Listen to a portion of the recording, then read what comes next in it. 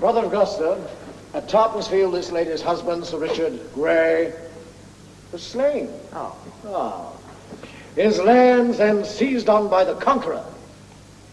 Her suit is now to repossess those lands. We're dishonored to deny it, her. Oh, 'twere no less.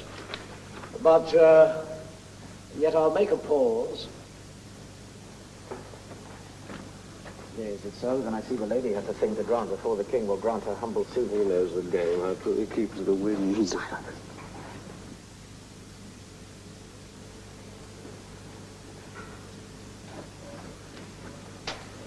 Widow, we will consider of your suit.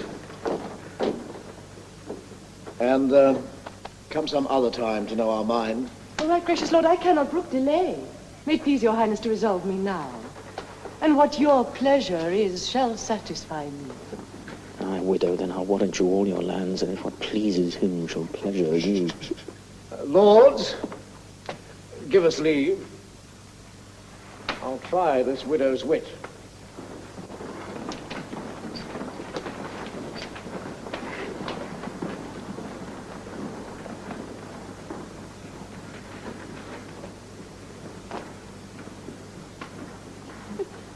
Now tell, madam, do you love your children? Aye, full as dearly as I love myself.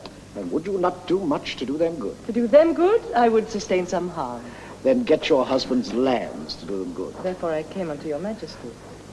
I'll tell thee how these lands are to be got. What you command, that rests in me to do. But you will take exception to my boon. No, gracious lord, except I cannot do it. Oh, I canst do what I mean to ask. Why, then I will do what your grace commands. He plies her hard, much rain wears the marble. As red as fire, nay, then her wax must melt.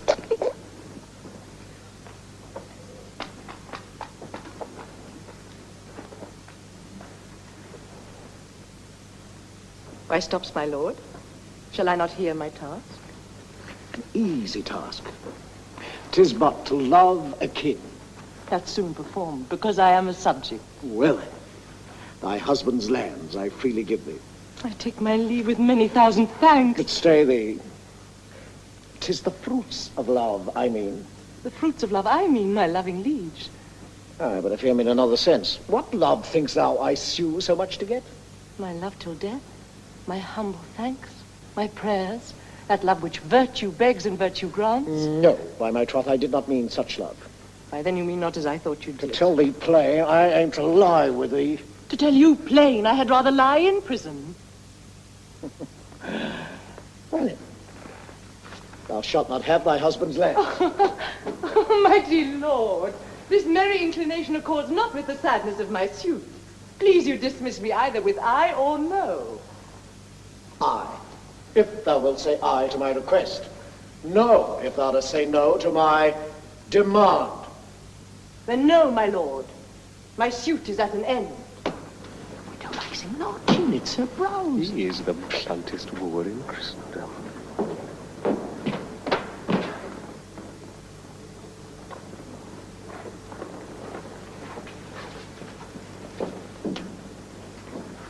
Say that King Edward take me for his queen. 'Tis better said than done, my gracious lord. I am a subject fit to jest withal, but far unfit to be a song. Oh, sweet widow, by my state, I swear I speak no more than what my soul intends, and that is to enjoy thee for my love. And that is more than I will yield unto. I know I am too mean to be your queen, and yet too good to be your concubine. You cavil, widow. I did mean my queen. 'Twill grieve your grace my son should call you father. Oh, no more than when my daughters call thee mother. Thou art a widow, thou hast some children, and by God's mother, I being but a bachelor, have other sons.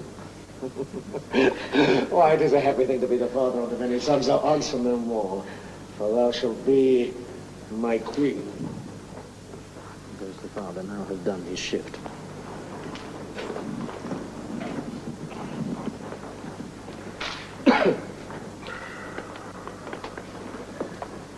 Ah, brothers. You muse what chat we two have had? The widow likes it not, for she looks very sad. You think it's strange if I should marry her? To whom, my lord? Why Clarence to myself? Well, jest on, brothers. I can tell you both. Her suit is granted for her husband's lands. Widow, come you along. Lords, use her honorably.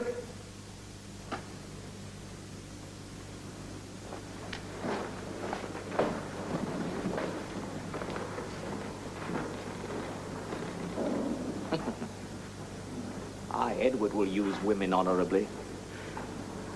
Would he were wasted, marrow, bones, and all, that from his loins no hopeful branch may spring to cross me from the golden time I look for. And yet between my soul's desire and me, the lustful Edward's title buried, is Clarence, Henry, and his son, young Edward, and all the unlooked-for issue of their bodies to take their rooms ere I can place myself. A cold premeditation for my purpose. Why, then I do but dream on sovereignty, like one that stands upon a promontory and spies a far-off shore where he would tread, wishing his foot were equal with his eye, and chides the sea that sunders him from thence. My eye's too quick, my heart o'erweens too much, unless my hand and strength could equal them. Well, say there is no kingdom, then, for Richard. What other pleasure can the world afford? I'll make my heaven in a lady's lap, and deck my body in gay ornaments, and witch sweet ladies with my words and looks.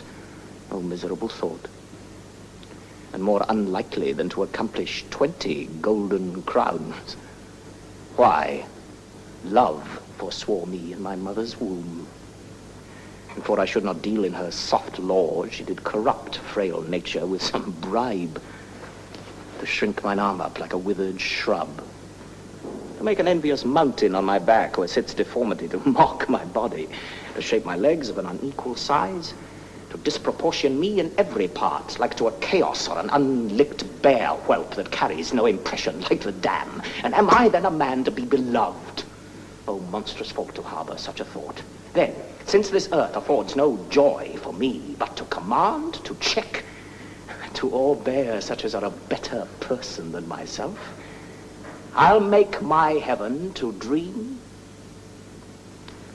upon the crown. And whiles I live to account this world but hell, until my misshaped trunk that bears this head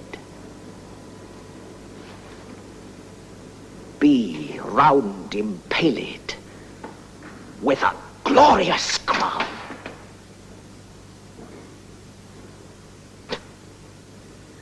And yet I know not how to get the crown, for many lives stand between me and home.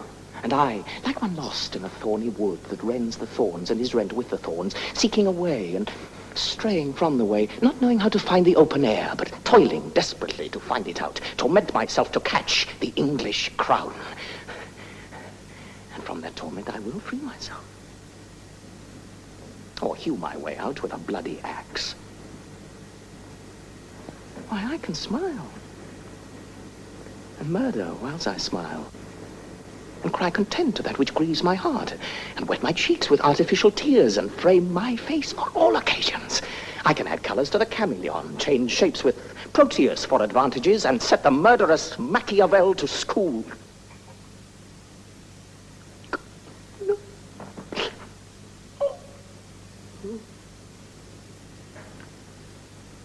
Can I do this and cannot get a crown? Tut.